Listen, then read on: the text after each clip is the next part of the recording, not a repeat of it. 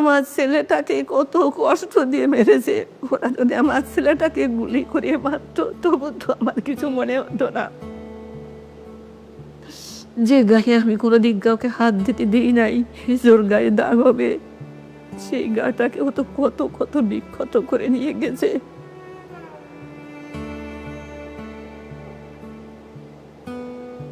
মানে আমার এখনো মনে আছে যে আমি জাস্ট ভাইয়ের পাড়ের দিকে ধরছি, আমি ভাবছি মনে কিছু পাবো, বাট আমি গ্রিপ করতে যাই দেখি কিছু নাই, সব কিছু গলা। জাস্ট হাত দিতে যাই হচ্ছে আমি জাস্ট গ্রিপ করতে পারছি, এত ওয়েট বাট কোনো কিছু নাই, সব কিছু একদম পুরো বডি গলে গেছে।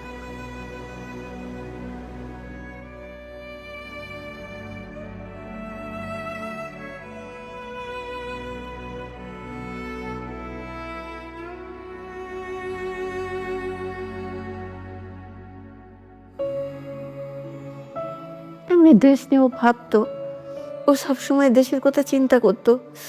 আমি জানি না ওই স্ট্যাটাস আমি নিজেও পড়েছি, সারা দেশবাসী পড়েছে। ওই স্ট্যাটাসের মধ্যে কি এমন ছিল ওদের এত গায়ে লাগছিল আমি জানি না। ও হয়তো দেশের সাধারণ মানুষের জন্য লিখেছিল। ও তো চলে গেছে, তিস্তা নদীর পানির সমাধান কি হয়েছে, হয় নাই, কিন্তু কেন লিখছিল আর কেনই বা ওকে এত নির্মমভাবে জীবন দিতে হয়েছে আমি জানি না। 6 তারিখ হচ্ছে সকাল সম্ভবত 9:30টার দিকে বাস ছিল ভাইয়ার। তো বাসে হলে আসতে আসতে প্রায় 4:30টার মতো বেজে গেছিল। তো আম্মু আর কি খাবার দিয়ে দিয়েছিল ভাইয়াকে। তো ভাইয়া ওইগুলা খেয়ে দিয়ে একটু রেস্ট নেওয়ার জন্য আর কি বিছানায় বসছে। তো এর মধ্যে আর কি ভাইয়ার হচ্ছে কাছের বন্ধুরা ভাইয়ের ব্যাচেরই তো এরকম এসে ভাইয়াকে বলছে যে বড় ভাইরা তোকে ডাকছে, একটু উপরে আয়, আর সাথে ল্যাপটপ আর মোবাইলটা নিয়ে আয়। ভাইয়া তখন শুনে বলছে কি ব্যাপার, মানে কোনো সমস্যা? তো বলছে আরে আয় উপরে আয়, আসলে মানে জানতে পারবি।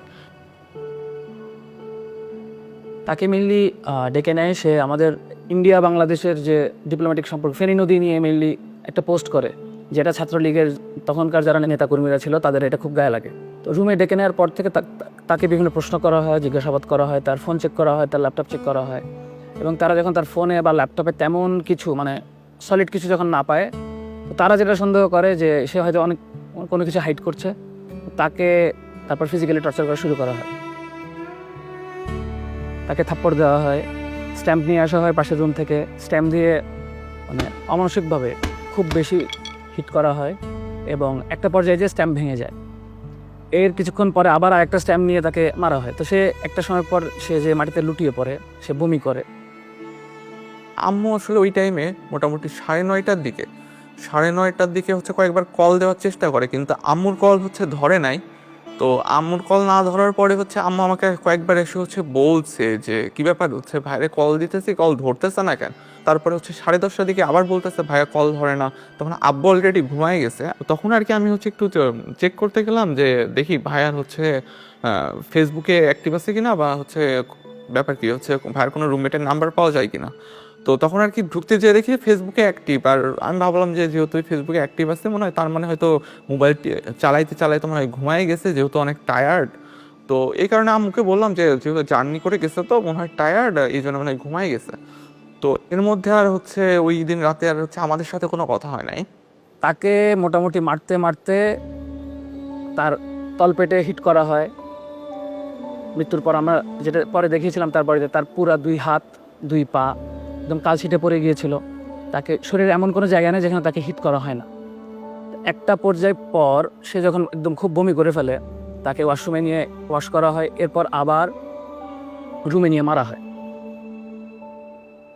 এই মারের মাঝখানে সে আমাদের যারা ব্যাচমেট ছিল, যাদেরকে সে চিনত, ইভেন তার রুমমেটও ছিল এর মধ্যে, তাদেরকে বিভিন্নভাবে রিকোয়েস্ট করে এবং কনভিন্স করার চেষ্টা করে যে সে আসলে কোনোভাবে কোনো কিছুর সাথে জড়িত না। পরিস্থিতি যখন খুব বেশি খারাপ হয়ে যায়, তারা ফাহাদকে ওয়াশ করে 2011 থেকে 2005 নাম্বার রুমে নিয়ে যায় চ্যাংদোলা করে। 2005-এ নেওয়ার পর তারা ছাত্রলীগের তখনকার নেতাকর্মীরা ঠিক করে যে তাকে যে করেই হোক মানে ডাক্তারের কাছে বা মেডিকেলে নিতে হবে। আবরারকে অ্যারেস্ট করার জন্য তখন অলরেডি পুলিশকে বলে দেওয়া হয়েছিল এবং পুলিশ গেটের বাইরে ওয়েট করছিল। কিন্তু পুলিশকে এই জন্যই তুলে দেওয়া যাচ্ছিল না, কারণ পুলিশ তখন বলেছিল যে হেঁটে যদি আবরার না আসতে পারে তাহলে তারা তাকে রিসিভ করবে না, কারণ তার দায় নিবে না। তারপর যদি কোনো সমস্যা হয় এটার দায় সে নিবে, তারা নিবে না। ফাহাদকে যখন 2005-এ নিয়ে আসা হয় তার আগেই ম্যাক্সিমাম যারা তাকে বেশি মেরেছিল তারা অলরেডি নিচে নেমে যায়, কারণ তারাও দেখছিল যে তার আসলে অবস্থাটা খুব ক্রিটিক্যাল। তখন আমাদের ব্যাচেরই কিছু যারা ছাত্রলীগ করতো তারাই এবং এক ব্যাচ সিনিয়র যারা ছিল এরাই বেশি মানে তাকে নিয়ে তখন হসপিটালে নেওয়া না নেওয়া এই কাজগুলো তখন চলছিল। তো সে যখন সিঁড়ির ল্যান্ডিংয়ে পৌঁছায় তখনই সে বলে যে আমাকে নিয়ে ওকে নিয়ে আর টানাটানি না করতে একটু পানি খেতে চাই। আমার রুম নাম্বার ছিল 2007। আমি যখনই আসলে ওই সময়টা যখন মানে জেনেছি যে সে সিঁড়ির ল্যান্ডিংয়ে আছে, তো তখন যখনই বেরোতে চাই তখন ওখানে ছিল শামীম বিল্লাহ ছিল, সাইফুল ছিল আমাদের এক ফ্রেন্ড ট্রিপলির, এবং তারা মিলে তাকে মেনলি পানি খাওয়াচ্ছিল। তখনও তার রু ছিল। তা আমি আবার আমার রুমে ঢুকে ওই রুমে 2011-তে থাকা একজন প্রত্যক্ষদর্শী ছিল মোর্শেদ, তখন সে বলে আমাকে যে আসলে তার অবস্থা ভালো না। এর কিছুক্ষণ পর আমি ল্যান্ডিংয়ের ওখানে যখন পৌঁছে তখন আবরারের তখন অলরেডি হুঁশ নাই। তো তার তখনও এক্সটার্নাল কোনো ব্লিডিং ছিল না, বাইরে কোনোভাবে কোনো ব্লিডিং ছিল না, কিন্তু তার তখন সে সেন্স ছিল না। তা আমরা ভাবি যে সে বেহুশ হয়ে গেছে হয়তো। তাকে আমরা 3-4 জন মিলে আমরা সিপিআর দিই। তাকে সিপিআর দেওয়ার সময় তার মুখ থেকে যে আওয়াজ বেরোচ্ছিলাম ভেবেছিলাম হয়তো কফ আটকে গিয়েছে। তো বসে তারপর কিছুক্ষণ পিঠের উপর বাড়ি দিতে থাকি, হয়তো ভাবি যে আসলে কফটা ক্লিয়ার হবে। এর কিছুক্ষণ পর ডাক্তার আসে। ডাক্তার যখন আসে তখন আমরা বারবার রিকোয়েস্ট করতে থাকি যে ওকে আমরা হাসপাতালে তাড়াতাড়ি নিয়ে যাই। আমি সেদিন রাতে ইমার্জেন্সি ডিউটিতে কর্মরত ছিলাম। তো রাত আনুমানিক 3টার দিকে আমি স্টুডেন্টের পক্ষ থেকে একটা কল পাই ল্যান্ড ফোনে, এবং আমাকে বলে যে একজন ছাত্র খুব অসুস্থ, আপনি একটু তাড়াতাড়ি হলে আসেন। অ্যাম্বুলেন্সে করে আমি শেরেবাংলা হলে যাই। যাওয়ার পরে আমি শেরেবাংলা হলের প্রথম তলা এবং দ্বিতীয় তলার মাঝখানে সিঁড়িতে আবরার ফাহাদকে ওখানে রেখে রাখা সহ অবস্থায় দেখতে পাই। পরে আমি তাকে পরীক্ষা নিরীক্ষা করি। পরীক্ষা নিরীক্ষা করার পর আমি দেখতে পাই যে সে মৃত, এবং পরীক্ষার সময় তার যখন পালস ব্লাড প্রেশার যখন চেক করি তো তখন দেখি যে তার শরীরের মধ্যে অনেক আঘাতের চিহ্ন। পরে এখানে তার কাপড় চোপড়ও দেখলাম যে ভিজা, এবং পুরা শরীর তার একদম ঠান্ডা হয়ে গেছে। পরে আমি যখন নিশ্চিত হলাম যে সে মারা গেছে, আমি ছাত্রদেরকে বললাম তো সে তো বেঁচে নাই। এই কথা বলার সাথে সাথে আমার আশেপাশে যে সমস্ত ছাত্ররা এতক্ষণ ভিড় করেছিল সবাই যার যার মতো পালিয়ে চলে গেল। কিছুক্ষণ পরে তখন তৎকালীন একজন ছাত্রনেতা সে ওখানে আসে এবং আমাকে পরিচয় দিয়ে আমার সাথে কথা বলতে শুরু করে। বলে যে এই আবরার ফাহাদের অনেক শ্বাসকষ্ট ছিল, তো সে হঠাৎ করে অসুস্থ হয়ে পড়ছে, তো আপনি তাকে মেডিকেলে নিয়ে যান। তা আমি তাকে বললাম যে দেখো সে তো মারা গেছে, তাকে আমি মেডিকেলে নিয়ে কী করব। মেডিকেলে তো আমি তাকেই নিব যে অসুস্থ, যার চিকিৎসা দরকার। পরে আমি হলের প্রভোস্ট স্যারকে ফোন দিই এবং ডিএসডব্লিউ স্যারকে ফোন দিই। ইতিমধ্যে ছাত্ররা যখন দেখছে যে আমি তাকে নিচ্ছি না, ওরা নিজেরা গিয়ে অ্যাম্বুলেন্স থেকে ট্রলিটা নামায় নিয়ে এসে তারা নিজেরাই আবরার ফাহাদকে ট্রলির উপর উঠে নিচতলায় করিডোরের সামনে তাকে রাখি। তো in the meantime DSW sir চলে আসেন, প্রভোস্ট স্যারও চলে আসেন। ওনাদেরকে আমি বললাম যে দেখেন ও তো মৃত। তো তখন পুলিশকে ফোন দেওয়া হয় এবং চকবাজার থানা থেকে পুলিশ চলে আসে অল্প সময়ের মধ্যে। আসার পরে পুলিশ তাকে নিয়ে তার সুরত হাল রিপোর্ট করে।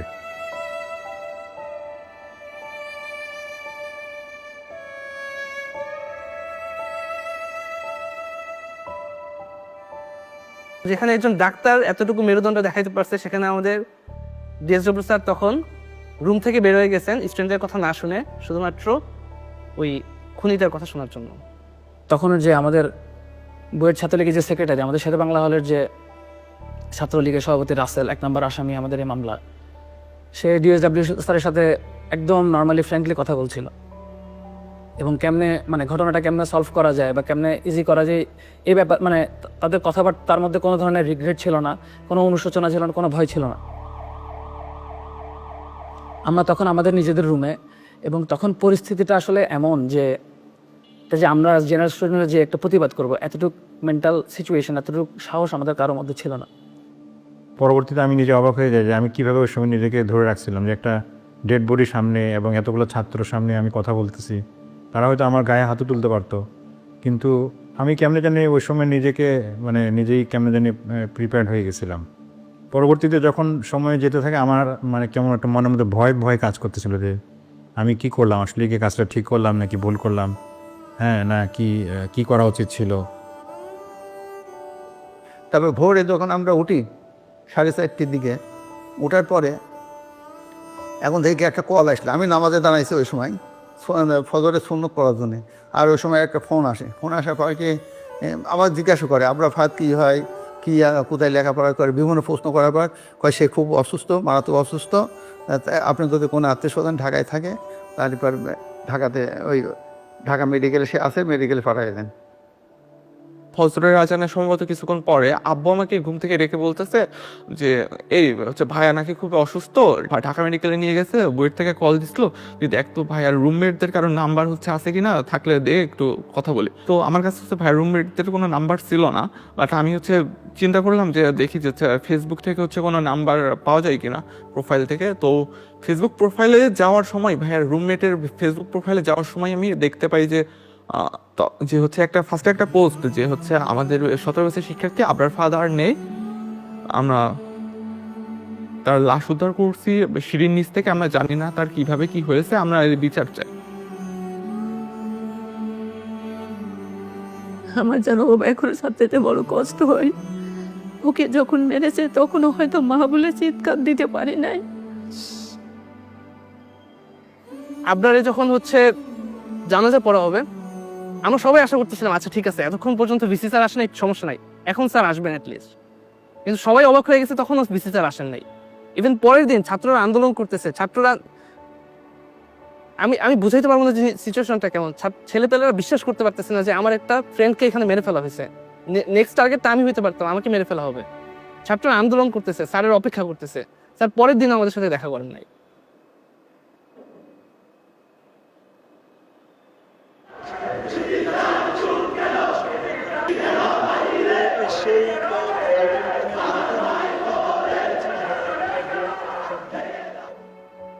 ইভেন আমরা একটা মিটিং করি ভিসি স্যারের সাথে তখন 11 অক্টোবর। ওই মিটিংটা হচ্ছে সব মিডিয়াও প্রচার করছে। মিটিংয়ের সময় আমরা ভিসি স্যারকে জিজ্ঞেস করি যে স্যার আচ্ছা ঠিক আছে, আপনি মেনে নিচ্ছেন যে ছাত্র রাজনীতি আপনি নিষিদ্ধ করবেন, ঠিক আছে আমরা মেনে নিতেছি, কিন্তু এটা কি চিরস্থায়ী হবে? তখন ওনার উত্তর ছিল যে চিরস্থায়ী তো তুমিও না আমিও না। একটা ছেলে মারা গেছে, তখনও উনি এই কনফিডেন্সটা বা এইটুকু চেতনা তার মধ্যে জাগ্রত হয় না যে সে বলবে না আমি চেষ্টা করবো, আমি যতদিন আছি এই জায়গায় আমি কখনোই ছাত্র রাজনীতি ঢুকতে দেবো না।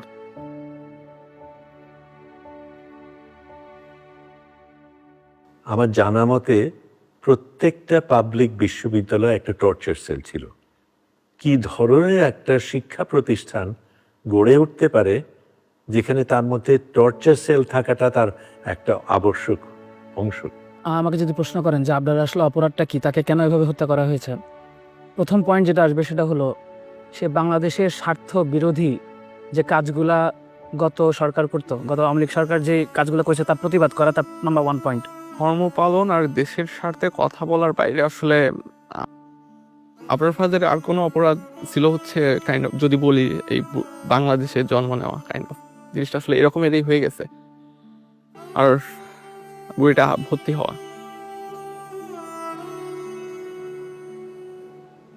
ছাত্রলীগের যেই যেই ক্যারেক্টারিস্টিক্স ছিল সেটা হলো তাদের মতের বিরুদ্ধে যাওয়া যাবে না, এবং কেউ যদি তাদের মতের বিরুদ্ধে যায় তাদেরকে বিভিন্ন রকম করে ট্যাগিং করা হতো, এবং তাদের সবচেয়ে প্রিয় ট্যাগিং ছিল শিবির ট্যাগিং।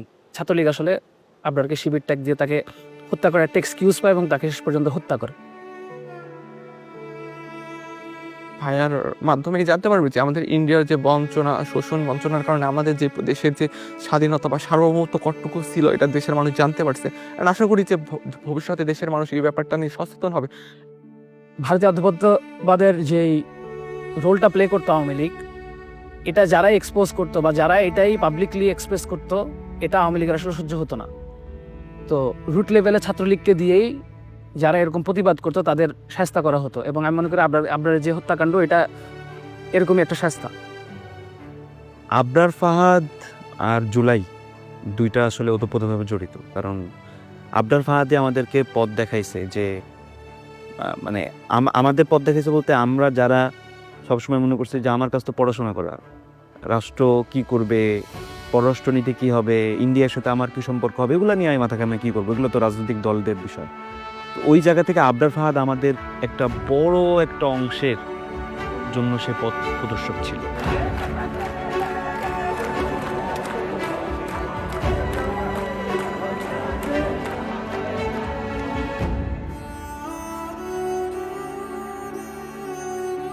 ওরা বলে যে আমাদের কাবরার পথ দেখায় দিয়ে গেছে, এটা মনে হয়তো হয়তো আল্লাহ তাআলারই ইচ্ছেটা। তো আমাদের এই ভারতীয় অধিপত্যবাদ এবং আওয়ামী ফ্যাসিজমের এগেনস্টে এবং এই ছাত্রলীগ যে একটা সন্ত্রাসী সংগঠন, সেই সন্ত্রাসের এগেনস্টে কথা বলার পর্যন্ত পৌঁছাতে অ্যাকচুয়ালি আবরার ফাহাদকে জীবন দিতে হয়েছে। এবং এই যে জুলাই গণঅভ্যুত্থান হয়েছে, ফাহাদ এভাবে যদি আসলে আবরার ফাহাদ মারা না যেত, তাহলে আমাদের সাধারণ ছাত্রদের যে চৈতন্যটা এত বড় নাড়া আসলে খেত না। এবং এই জুলাই গণঅভ্যুত্থানে আবু সাইদ মারা যাওয়ার আগ পর্যন্ত আমাদের ইমাম কে ছিল? আমাদের ইমাম ছিল আসলে আবরার ফাহাদ। এই অবদানের ফলেই কিন্তু এই অভ্যুত্থানের ক্ষেত্র প্রস্তুত হয়েছে। সেই প্রেক্ষাপটটা আমাদেরকে ভুললে চলবে না, এবং এই প্রেক্ষাপটটা মনে রাখতে হবে আমাদের ভবিষ্যৎ বংশধরকে, যাতে এইরকম আর পরিস্থিতি সৃষ্টি না হয়। চল বর্জন আমাকে ছেড়ে চলে গেছে, আমাদের একবার মনে হচ্ছে না আমাকে ছেড়ে চলে আসছে।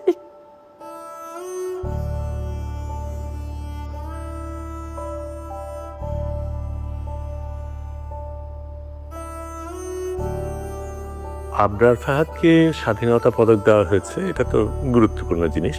স্বাধীনতা পদক আমাদের সর্বোচ্চ পদক নাগরিকের জন্য।